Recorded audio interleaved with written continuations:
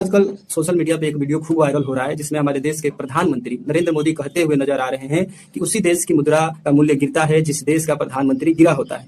यह बात कितनी सत्य है इस पे हम बहस नहीं करेंगे, बल्कि हम जानने का प्रयास करेंगे कि मुद्रा के कमजोर होने, मुद्रा के गिरने का मतलब क्या है, इसके क्या क्या नुकसान है और इसके क्या क्या फायदे हैं।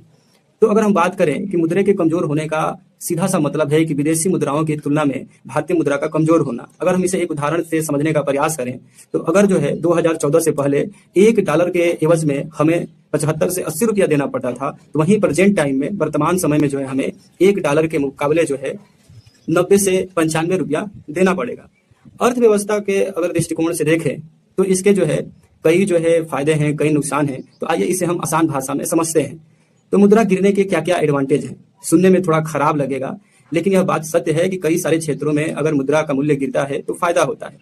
सबसे जो फायदा हमें देखने को मिलता है वो निर्यात के क्षेत्र में देखने को मिलता है। अगर मुद्रा कमजोर होता है तो जो विदेशी खरीदार हैं उनके लिए भारतीय वस्तुएं जो है सस्ती हो जाती हैं, जैसे कपड़ा, दवाइयां, हैंडीक्राफ्ट, ये चीजें जो है सस्ती हो जाती हैं और विदेशी बाजारों में इनकी मांग बढ़ती है और सीधे तौर पे जो है हमारा निर्यात क्या हो जाता है, बढ़ जाता है। इसी के साथ जो है जो IT सेक्टर है हमारा या सर्विस सेक्टर है उसमें भी आप देखेंगे कि जो है ग्रोथ देखने को मिलता है। इसके बाद अगर देखें तो जो भारतीय पर्यटन व्यवस्था है, पर्यटन क्षेत्र है, इसमें भी वृद्धि देखने को मिलेगी। और साथ ही जो भारतीय लोग हैं जो खाड़ी देशों में रहते हैं या अमेरिका, यूरोप जैसे क्षेत्रों में रहते हैं और वहां की अपनी कमाई जब भारत में भेजते हैं और जब डॉलर को रुपये में कन्वर्ट किया जाता है तो उनके परिवार के लोगों को जो है ज्यादा रुपया मिलता है। तो ये जो है रुपया के कमजोर होने के कुछ फायदे हैं। अगर हम रुपया के कमजोर होने के नुकसान देखें, डिसएडवांटेज देखें, तो इसका जो है सीधा सा जो है असर भारत जो आम जनता है उसके जेब पे पड़ता है, भारत के खजाने पे पड़ता है। जो सबसे ज्यादा नुकसान उठाना पड़ता है वो है जो है वो महंगाई का क्षेत्र है। महंगाई सबसे ज्यादा जो देखने को मिलेगी वो महंगाई देखने को मिलेगी। इसके कारण, इसके जो पीछे जो कारण है वो है कि जो कच्चा तेल है उसका आयात जो है खर्चीला हो जाता है, जिससे पेट्रोल और डीजल का मूल्य क्या हो जाता है, भारत में बढ़ जाता है। जिसके चलते जो है जो आयात पे आधारित जो भी वस्तुएं हैं, आयात पे आधारित जो भी वस्तुएं हैं उनका भी मूल्य बढ़ जाता है। तो भारत में एक तरीके की महंगाई देखने को मिलेगी।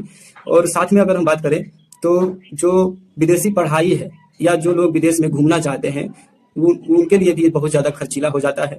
साथ ही जो कंपनियां हैं जिन्होंने विदेशी बाजारों से डॉलर में कर्ज लिया है उन्हें जो है ज्यादा जो है रुपया चुकाना पड़ता है, उनका कर्ज का बोझ जो है वो ज्यादा हो जाता है।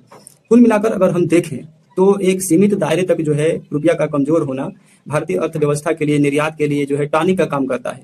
लेकिन अगर मुद्रा जो है बहुत तेजी के साथ कमजोर हो रही है, अनियंत्रित तरीके से कमजोर हो रही है, तो भारतीय बाजार में महंगाई देखने को मिलेगी, जो है अर्थव्यवस्था आपको अस्थिर देखने को मिलेगा, जो एक बेहद ही खतरनाक स्थिति